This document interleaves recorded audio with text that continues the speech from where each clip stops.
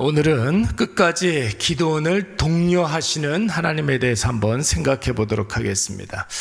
여러분, 인간은 불완전합니다. 죄로 말미암아 그 마음이 타락했기 때문이고, 그 죄 때문에 인간은 늘 연약함과 부족함에 시달려야 합니다. 그래서 세상의 유혹과 겁박이 끊이지 않고 타인과 자신을 비교하면서 스스로 위축되고 무너지기도 합니다. 하나님이 그런 인간을 구원하시기로 작정하신 것은 여러분, 인간의 죄인됨과 연약함과 간절함과 그렇게 흔들리기 쉬운 그런 존재라는 사실을 먼저 인정하신다는 뜻이 있습니다. 그래서 한번 하나님께서 인간을 구원하시기로 작정하시면 인간이 죄인됨을 용서하시고 인간의 연약함을 도와주시고 부족함을 채워주시고 인간의 갈급함과 간절함을 해결해 주시는 것입니다. 우리가 계속해서 새벽에 기도원에 대해서 묵상하고 있는데, 여러분, 결과적으로 놓고 보면 기도원은 이스라엘 역사에 있어서 절대로 빼놓고 이야기할 수 있는 그런 인물이 아닙니다. 분명히 이스라엘에게 있어서 위대한 영웅임에 틀림이 없습니다.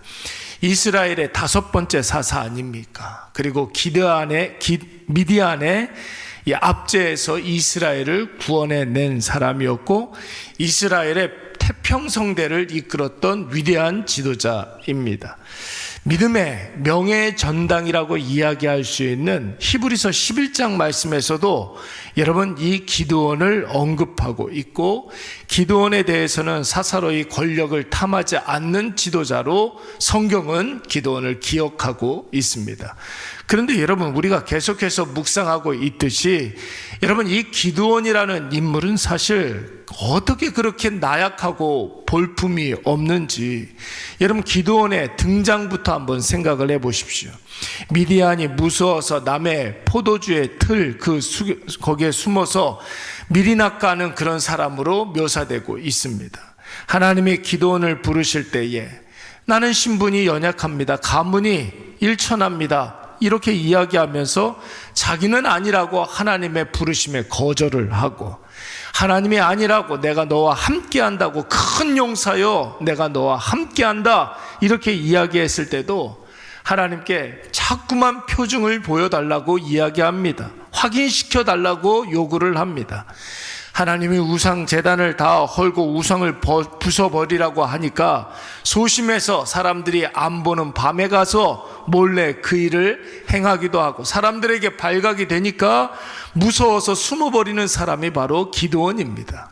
결정적으로 하나님께서 군사를 모아서 이제 가서 싸워라, 많은 군사를 모아주셨는데도 여러분 어떻게 합니까? 양털 뭉치를 가지고서 적셔라, 마르게 해라, 계속해서 이야기하는 게 바로 여러분 기드온이었습니다.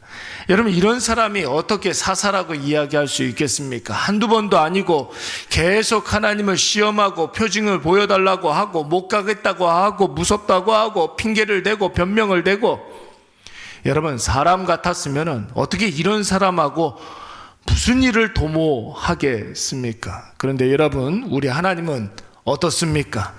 끝까지 기다려주시고 타일러주시고 참아주시고 문제를 풀어주시고 방법을 계속해서 설명해 주십니다. 우리가 하나님 같았으면 몇 번 참다가 대번에 진노하고 하늘에서 번개를 내려서 즉각 처단했을 터인데, 하나님 조금도 감정을 드러내지 아니하시고 기드온에게 끝까지 참아 주십니다. 여러분, 오늘 본문에서도 한번 보십시오. 그렇게 수많은 군사를 모아주셨는데도 양털 뭉치 가지고 적게 하라, 마르게 하라 하는데 하나님이 기드온이 해달라는 대로 그대로 해줍니다. 하나님이 함께 하신다는 사실을 믿게 하려고 여러분, 모았던 그 군사 다 해산시키고 300명만 남게 했는데, 이것은 여러분, 사람이 할 일이 별로 없다, 내가 다 한다, 이런 뜻 아니겠습니까? 그런데도 여러분, 기드온이 그것을 믿지 못하고 의심하고 불안해하니까 여러분, 하나님께서 이번에는 어떻게 하십니까? 기드온의 보좌관 부라와 함께 조용히 미디안 진영으로 내려가서 잠입을 해서 숨어 들어가서 미디안 병사들이 하는 말을 한번 들어보라는 거예요. 미디안 사람들이 지금 이스라엘 백성들을 어떻게 생각하는지 한번 들어보라는 것입니다. 여러분, 미디안 병사들이 자기들끼리 나누는 대화의 이야기 우리가 내일 살펴보겠지만, 여러분, 왜 병사들, 그 미디안 병사들의 이야기, 대화 이 내용을 먼저 들려주시는 것입니까? 그들이 이미 이스라엘에 대해서 전의를 상실하고 두려워하며 떨고 있었기 때문에 그런 것입니다. 여러분, 12절 말씀을 보시면은 미디안의 병사 수가 어떻다고 그랬습니까? 병사의 수가 메뚜기의 많은 수와 같다.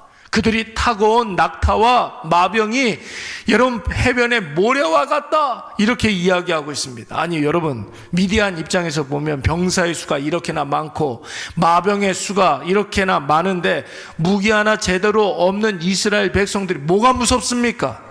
심지어 기드온과 함께 있던 병사들이 다 무서워서 고향으로 돌아갔다는 정보를 미디안 사람들은 이미 다 입수를 해놓은 상태에 300명밖에 남지 않았다는 것을 알고 있었어요.